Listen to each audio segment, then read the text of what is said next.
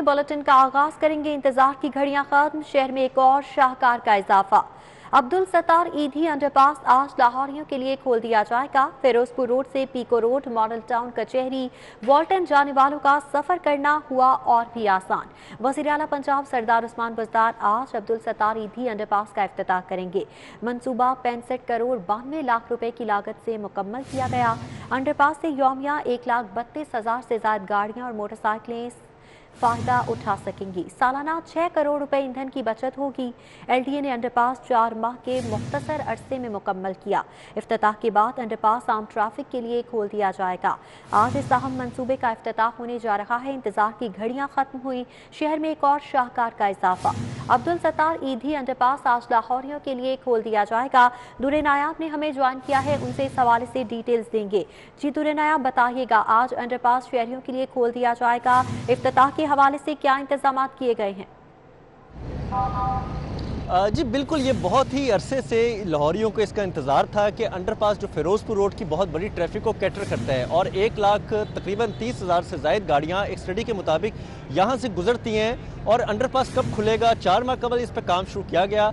आज अगर बात की जाए तो 4 माह के बाद आज इस अंडरपास का इफ्तिताह होने जा रहा है। पहले हुकूमत पंजाब को एलडी की जानिब से 15 दिसंबर का वक्त दिया गया था, लेकिन कुछ काम ताख़ीर की वजह से और कुछ पेंडिंग होने की वजह से जो काम था उसकी वजह से दिन आगे जाते रहे। अब 27 दिसंबर को बिल आखिर ये कहा जा रहा था इफ्तिताह हो जाएगा और आज वो दिन आ पहुंचा है। इस वक्त एलडीए ने तकरीबन तमाम तैयारियां मुकम्मल कर ली हैं। सफाई सुथराई की जा चुकी है। जितना फूल पौधे यहाँ पे लगाए जाने थे सजाए जा चुके हैं। जिस मकाम पे मैं मौजूद हूँ, मेरे पीछे इफ्तिताई मोनूमेंट नज़र आ रहा होगा, जहाँ पे वज़ीर आला तकरीबन 3:30 से 4 के दरमियान पहुँचेंगे और आज यहाँ पे उतर के पहले अंडरपास का जो है मुआयना किया जाएगा और अंडरपास की डेप्थ पे जाके एक छोटा सा वेन्यू सजाया जा रहा है, जहाँ पे वो मीडिया से खिताब भी करेंगे और इसके साथ चाय के लिए तवाज़ो का अहतमाम भी किया गया है। और मेन्यू में आज चाय बिस्किट के साथ जो है वो मटन की यखनी जो है वो पेश की जाएगी मेहमानों के लिए। इस हवाले से अंडरपास जो है वो मुकम्मल किया जा चुका है और इस हवाले से एलडी काम का ये कहना है कि आज जब अंडरपास का इफ्तिताह हो जाएगा उसके बाद ये ट्रैफिक के लिए मुकम्मल तौर पे खुला रहेगा और इसके ऊपर जो रोड्स हैं, सर्विस लेन्स हैं, अलाइड वर्क है, उसको कंप्लीट बाद में कर दिया जाएगा। और इसके साथ साथ मैं आपको बताता चलूँ, ये 4 महीने के मुख्तसर वक्त में 65 करोड़ 92 लाख की जो फंड्स हैं उससे मुकम्मल किया गया है और इस पे काम जो है वो बगैर किसी रुकावट के जारी रहा। ताहम ट्रैफिक के लिए लोगों को बड़ा मुश्किलात का सामना करना पड़ा, ट्रैफिक जाम रही, बहुत ज़्यादा ज़हनी जो है वो परेशानी का भी सामना करना पड़ा शहरियों को, लेकिन आज वो तमाम परेशानी ख़त्म होने जा रही है और आज 3:30 से 4 के दरमियान वज़ीर आला पहुँच के यहाँ पर जो है संगे बुनियाद रखते हैं कि तमाम डिग्निटीज़ को बुलाया गया है। सूबाई वज़रा हैं, पार्लियामेंटेरियंस हैं, उसके साथ साथ शहर की अहम शख्सियात हैं, एलडी की गवर्निंग बॉडी के मेंबर्स हैं, सूबाई जो हैं वो सेक्रेटरीज़ हैं, chief secretary, IG Punjab, commissioner Lahore division, DC Lahore, DG LDA, तमाम डिग्निटीज़ यहाँ पे मौजूद होंगी और एक छोटी सी तकरीब करके 4 बजे के बाद आवाम के लिए दस्तयाब होगा। आवाम यहाँ से गुजरेगी और जो 4 महीने की मुसलसल ज़हनी कोफ्त का सामना रहा वो बिल आखिर ख़त्म हो जाएगी। जी बिल्कुल, आज शहरियों की मुश्किलात भी खत्म हो जाएंगी और ट्रैफिक की रवानी में भी यकीनन तौर पर इस अंडरपास के बाद बेहतरी आएगी। दुरे नायाब, ये बताइएगा, किन किन इलाकों में सफ़र करने वाले शहरी इससे ज़्यादा मुस्तफ़ीद हो पाएंगे? जी बिल्कुल, अगर आप मेन फिरोजपुर रोड पे सफ़र करें तो मेन फिरोजपुर रोड जो है वो लाहौर शहर की एक तरह से शहर भी तस्वर की जाती है, क्योंकि ये बहुत बड़ा लाहौर शहर को बाईपास इंटरसेप्ट करती हुई ट्रैफिक को लेके जाती है। और अगर आप कसूर से एंटर हों या आप अगर बात करें जीटी रोड से एंटर हों तो ये लाहौर को एक तरफ से दूसरी तरफ ले जाके मिला देती है। यहाँ पे लाखों की ट्रैफिक रोज़ की रूटीन है यहाँ से गुजरती है और इन अनटरप्टेड जो यहाँ पे ट्रैफिक है यहाँ से शहरी गुजरते हैं। अगर आप बात करें गुजरांवाला से आएँ, पिंडी से आएँ और आपने जाना हो लाहौर के दिल के दरमियान में कलमा चौक और गुलबर्ग आना हो तो तब भी आपको फिरोजपुर रोड पे आना पड़ता है। और अगर आपने पूरे लाहौर से कसूर की तरफ जाना हो, इसी तरह कसूर से पहले आपको जो लाहौर शहर के निश्तर कॉलोनी इलाके हैं, काना है, इसके साथ साथ कैंची है, ये तमाम वो इलाके हैं जो लाहौर की गुंजान आबादियों वाले हैं। वहाँ पे जाना हो तो फिरोजपुर रोड का इस्तेमाल करना पड़ता है। जनरल हॉस्पिटल जाना हो, जो कि बहुत बड़ा हॉस्पिटल है लाहौर शहर का, वहाँ पे पूरे पंजाब से लोग अपने इलाज के लिए आते हैं। वो भी यहाँ से मुस्तफ़ीद होंगे, इन आबादियों में जाएंगे, कसूर जा सकेंगे और पंजाब के दीगर शहरों से आने वाले लोग जो हैं वो इस अंडरपास को अपनाएंगे। और ख़ास तौर पे जो लोग कचहरी से आ रहे हैं, जो लोग सदर से आ रहे हैं, जो लोग माल रोड से आ रहे हैं, सेक्रेटेरिएट से आ रहे हैं, दाता साहब से आ रहे हैं, उसके बाद बत्ती चौक से आ रहे हैं, शादरा से आ रहे हैं और वो कसूर की जानिब आबादियों में जाने के ख्वाहिशमंद हैं, वो 100% मुस्तफ़ीद होंगे। ना सिर्फ मुस्तफ़ीद होंगे बल्कि 10 से 15 मिनट की बचत होगी, जो पहले उनको ट्रैफिक में खड़े रहना पड़ता था, ट्रैफिक में फंसा रहना पड़ता था। और इस रूट पे जो हॉस्पिटल्स हैं, अगर मैं बात की जाए गुलाब देवी हॉस्पिटल की, बात की जाए चिल्ड्रन हॉस्पिटल की, जनरल हॉस्पिटल की, तो वहाँ आने वाले सैकड़ों मरीज़ और उनके लवाहिकीन जो हैं वो भी ज़हनी तौर पर परेशानी से दोचार थे। अब वो भी सुकून में आएंगे, उनके मरीज़ भी यहाँ पे आ सकेंगे। मुख्तसर अरसे में जो है सिर्फ 4 माह की मुद्दत में ये मंसूबा मुकम्मल किया गया। 6 करोड़ से ज्यादा सालाना ईंधन की बचत होगी। इस मंसूबे के बाद 1 लाख से ज्यादा लाहौरी मुस्तफीद हो पाएंगे डेली बेसिस पर। और क्या खुसूसियात है इस मंसूबे में?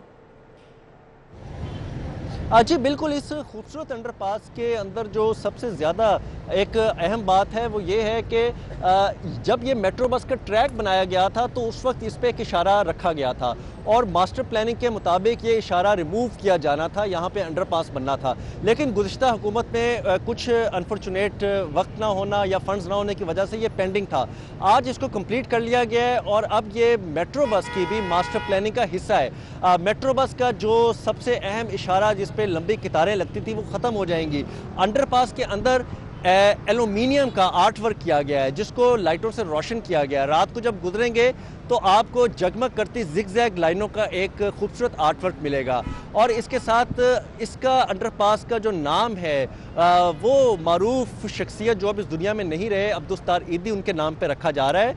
आज इस अंडरपास का नाम की जो तख्ती है उसकी भी नकाब कुशाई की जाएगी और अंडरपास पे अब्दुल ईदी के नाम से इसको मंसूब कर दिया जाएगा। वज़ीर आला इसका खुद ऐलान करेंगे। ये इसकी खसूसियात है। इसके साथ साथ अंडरपास जो है वो 2 लेन ड्यूर कैरिज वे है। यहाँ पे हर किस्म की बड़ी ये भी बताइएगा कि गुलाब देवी अस्पताल और चिल्ड्रन अस्पताल जाने वाले भी इस रूट से मुस्तफीद हो पाएंगे। जो है वो ट्रैफिक में उन्हें जो है स्टक नहीं होना पड़ेगा, ज्यादा जल्दी पहुंच सकते हैं, मरीजों को भी आसानी होगी इससे। जी बिल्कुल, जितने अरसा ट्रैफिक तमीर इसके अंडरपास की तमीर जारी रही, हमने ये देखा कि यहाँ पे एम्बुलेंसेस जो कि दर्जनों के हिसाब से फंसी रहती थी मामूल बनता था और ज़ाहिर बात है उनके लवाहिकीन भी ज़हनी परेशानी का शिकार होते थे और मरीज़ों को हॉस्पिटल ले जाना मुश्किल होता था। बच्चों का सबसे बड़ा हॉस्पिटल यहाँ पर है, इसके साथ चेस्ट का सबसे बड़ा हॉस्पिटल साथ है, हड्डी जोड़ के लिए जनरल हॉस्पिटल सबसे बड़ा मशहूर हॉस्पिटल है, पूरे पंजाब से मरीज़ आते हैं। अब उनको फ़ायदा होगा और वो घंटों का सफ़र जो उनके लिए तकूफ़ का बाइस बनता था वो मिनटों पे और चंद लम्हों में वो अपने हॉस्पिटल पहुँच सकेंगे अंडरपास को इस्तेमाल करके। जी ठीक है, दुर्रे नायाब इस हवाले से डिटेल्स दे रहे थे। बहुत शुक्रिया दुर्रे नायाब आपका। आज गुलाब देवी अंडरपास मंसूबे का इफ्तिताह होने जा रहा है और इस अंडरपास का नया नाम अब्दुल सदी अंडरपास मंसूब किया गया है। वज़ीर आला पंजाब सरदार उस्मान बुज़दार आज 3:30 बजे इस मंसूबे का इफ्तिताह करेंगे और गुलाब देवी अंडरपास का इफ्तिताह आज किया जा रहा है। इफ्तिताह के रोज़ मेट्रो बस इंतजामिया ने नया तनाज़ा खड़ा कर दिया। मेट्रो बस इंतजामिया ने वज़ीर आला की इफ्तिताह की फ्लैक्सेस जंगले से उतरवा दी। LDA ने रात को बैनर्स लगवाए, मेट्रो बस इंतजामिया ने उतरवा दिए। गार्ड्स और स्टाफ नौकरी का वास्ता देकर बोर्ड्स ना लगाने का कहते रहे, जबकि चीफ इंजीनियर मजहर हुसैन खान ने खुद पहुंचकर बोर्ड्स लगवाए। मेट्रो बस इंतजामिया ने वज़ीर आला को इफ्तिताह की फ्लैक्सेस जंगले से उतरवा दी। LDA ने रात को बैनर्स लगवाए जिन्हें मेट्रो बस इंतजामिया ने उतरवा दिया। गार्ड्स और स्टाफ नौकरी का वास्ता देकर बोर्ड्स ना लगाने का कहते रहे, चीफ इंजीनियर मजहर हुसैन खान ने खुद पहुंचकर बोर्ड्स लगवाए। दूसरी जानिब एलिवेटेड एक्सप्रेसवे के लिए कोई कर्ज नहीं, महकमा खजाना ने LDA को झंडी दिखा दी। महकमा खजाना का मंसूबे के लिए 45 अरब का कर्ज देने से इनकार। LDA प्रोजेक्ट अपने जराए या प्राइवेट पार्टनरशिप से ये मंसूबा मुकम्मल करे, महकमा खजाना की जानिब से वाज़ेह कर दिया गया है। महकमा खजाना का इस हवाले से क्या कहना था, कैसर खोखर से जान लेते हैं। जी कैसर खोखर, बताइएगा, फंड्स देने से इनकार कर दिया गया? जो LDA ने एलिवेटेड एक्सप्रेस वे बनाने का मंसूबा बनाया था वो मंसूबा खटाई में पड़ता नजर आ रहा है। क्योंकि एलडीए ने महकमा खजाना से 45 अरब रुपए कर्ज मांगा है इस प्रोजेक्ट को मुकम्मल करने के लिए, जबकि महकमा खजाना ने ये कर्ज देने से साफ वो इनकार कर दिया है। और महकमा खजाना ने एलडीए को लिखा है कि वो अपने जराये से पैसे पैदा करे या फिर जो है वो पब्लिक प्राइवेट पार्टनरशिप के तहत ये मनसूबा मुकम्मल करे। महकमा खजाना के पास कोई पैसे नहीं है, जिसकी वजह से ये मनसूबा खड्डे में पड़ता नजर आ रहा है। और एलडीए ने महकमा खजाना ने इनकार कर दिया पैसे देने से, तो ये वाजे तौर पर एलडीए को महकमा खजाना ने वाजे कर दिया है। जी, महकमा खजाना ने वाजे कर दिया है। कैसर खोखर हमारे साथ ही रहिएगा। स्कूल्स और कॉलेजेस में कुरान पाक क्लास में पढ़ाने के लिए पंजाब काबीना ने मंजूरी दे दी है। इस हवाले से भी कैसर खोखर से जान लेते हैं। जी कैसर खोखर बताइएगा, पंजाब काबीना ने मंजूरी दे दी? जी बिल्कुल, पंजाब काबीना ने जो सर्कुलेशन जो है वो पंजाब के स्कूलों और कॉलेजों में कुरान पाक और तर्जुमे के साथ कुरान पाक पढ़ाने की जो है मंजूरी दी है। क्लास 1 से लेकर क्लास 5 तक कुरान पाक पढ़ाया जाएगा बच्चों को, जबकि क्लास 6 से लेकर क्लास 12वीं तक जो है कुरान पाक तर्जुमे के साथ पढ़ाया जाएगा। और इस सिलसिले में महकमा स्कूल एजुकेशन और महकमा हायर एजुकेशन वर्किंग कर रहे हैं। और महकमा SNDA कैबिनेट बेंच का कहना है कि इसके नतीजे में इस मंजूरी के साथ ही स्कूलों में 70,000 नए अरबी टीचर जो है जो तर्जुमे के साथ कुरान पाक पढ़ाने के माहर होंगे, वो भर्ती करने की जरूरत पेश आएगी, जिसके लिए महकमा स्कूल एजुकेशन ने वर्किंग शुरू कर दिया है। नए अरबी टीचर भर्ती करने के लिए प्रोसेस शुरू कर दिया गया है और कुछ सीटों को एडजस्ट किया जा रहा है, कुछ को नए भर्ती किए जाएंगे, कुछ को पुराने टीचरों को ट्रेन किया जा रहा है। और इस हवाले से कुरान जो कायद अकेडमी है वहाँ पर टीचरों को तरबियत का भी सिलसिला शुरू किया जा रहा है। और इस हवाले से महकमा स्कूल एजुकेशन ने वर्किंग शुरू कर दी है। कैसर खोखर ये बताइएगा, असासा की भर्ती का अमल भी शुरू करने का अब बोल दिया गया, इसके साथ साथ कहा जा रहा है ट्रेनिंग भी करवाई जाएगी पहले से मौजूदा असातिज़ा को। ये तमाम तर जो प्रोसेस है कब तक मुकम्मल कर लिया जाएगा और पहली से 5वीं जमात तक कुरान पाक स्कूलों में कब से जो है पढ़ाना शुरू कर दिया जाएगा? जी बिल्कुल, ये तो फौरी तौर पर पढ़ाना कुरान पाक शुरू कर दिया जाएगा स्कूलों में, क्योंकि काबीना ने इसकी मंजूरी दी है और काबीना ने जो एक्ट है उसमें मंजूरी दे दिया और ये सर्कुलेशन मंजूरी हुई है। जबकि जो टीचरों की भर्ती का अमल है या टीचरों की ट्रेनिंग का अमल है या टीचर हायर करने का अमल है, उसके लिए महकमा स्कूल एजुकेशन वर्किंग कर रहा है। मेरी सुबह आज सेक्रेटरी स्कूल एजुकेशन गुलाम से बात हुई थी, उन्होंने कहा कि इस पर हम वर्किंग कर रहे हैं कि नए टीचर कितने भर्ती करने की जरूरत है या पुरानों से काम चलाया जाएगा, लेकिन 60 से 70,000 टीचर जो है उनकी जरूरत होगी कुरान पाक जो है स्कूलों में लाजमी पढ़ाने के लिए तलीमी इदारों में। जी ठीक है कैसर खोखर, बहुत शुक्रिया आपका।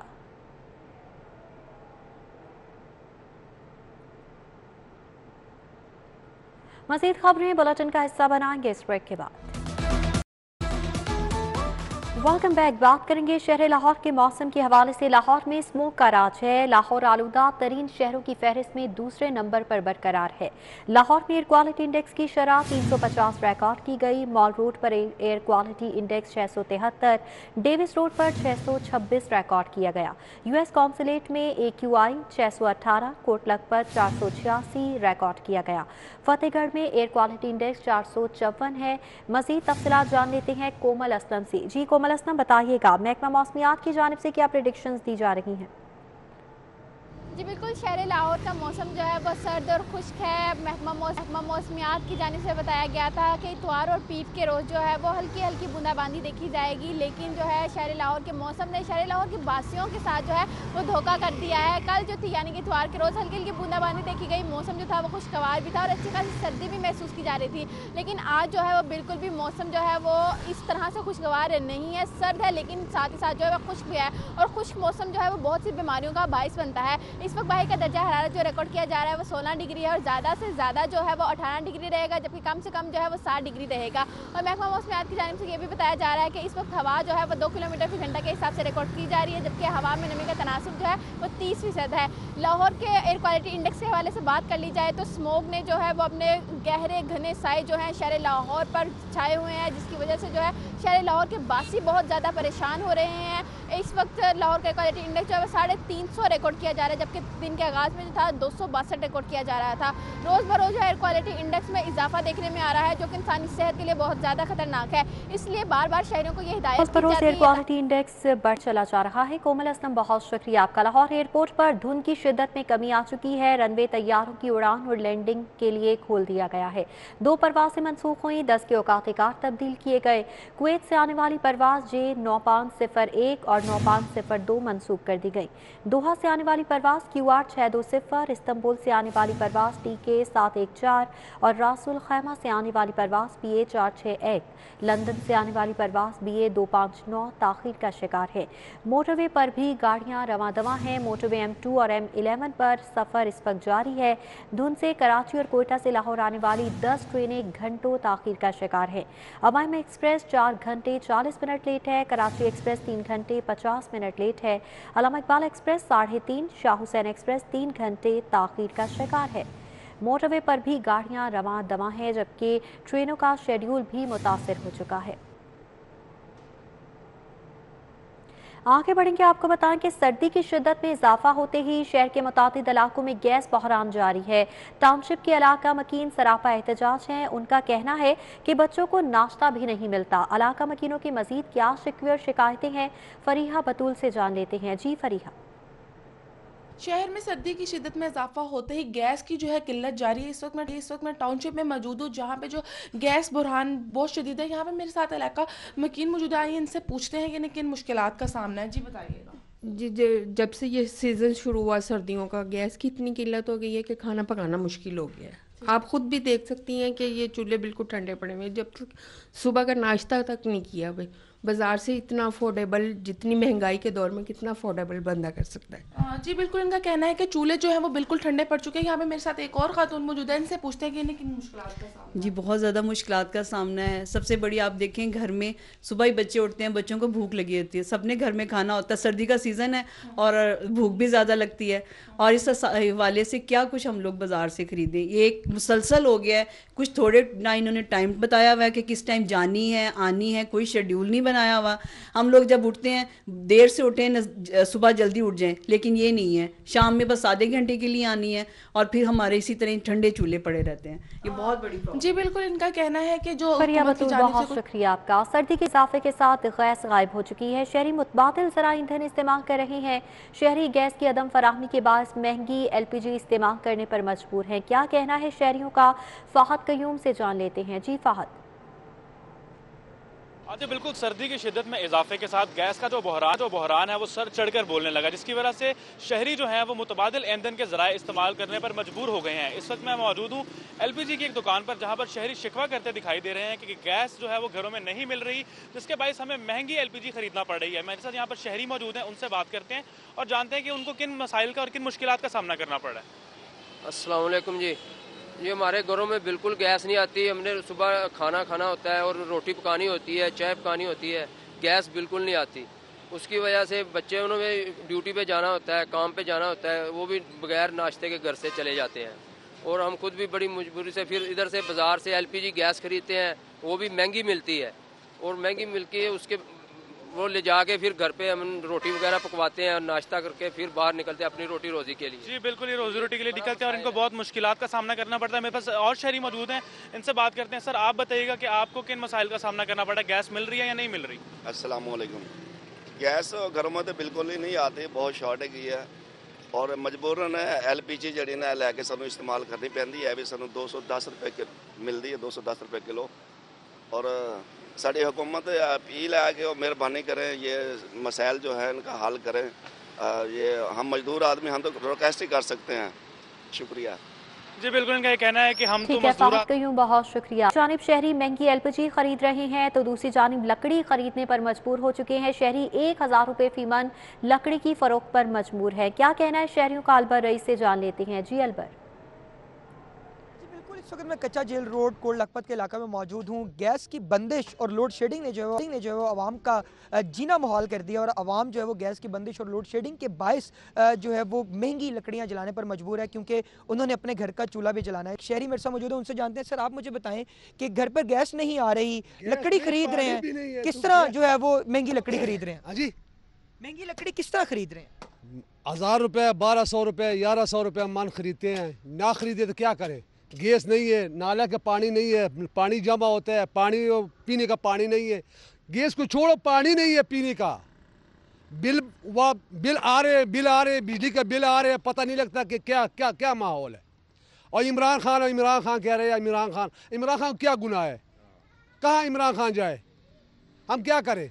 कभी कहते इमरान खान आ जाए, कभी कहते नून लीग आ जाए, कभी कहते पीटीआई आ जाए, हम क्या करें? हम गरीब लोग हैं, हम गरीब आदमी क्या करेगा? आप मुझे बताएं कि एक महंगी लकड़ी 1000 रुपये जो मन लकड़ी है वो आपके अफोर्ड है आपको कि मतलब गैस नहीं आ रही, क्या मुश्किल आती है? देखिए हम 700-800 रुपया हम डेली कमाते हैं, हम लकड़ी लें या घर में बच्चों को आटा लेके दें, ठीक है, गैस आती नहीं तो लकड़ी लेने आते तो ये कहते 1000-1200 रुपये मान है। रेट्स बढ़ने के बाद जो है शहरियों को खासी मुश्किलात का सामना है। उनका ये कहना है कि गैस की बंदिश ने जो है वो उनका जीना मुहाल कर दिया है। रईस, बहुत शुक्रिया आपका। बंदिश की वजह से कारोबारी सरगर्मियां भी मुतासिर हो रही हैं। शहर के पकवानदान महंगी LPG पर कैसे गुजारा कर रहे हैं, शाह से भट्टी से जान लेते हैं। जी शाह से।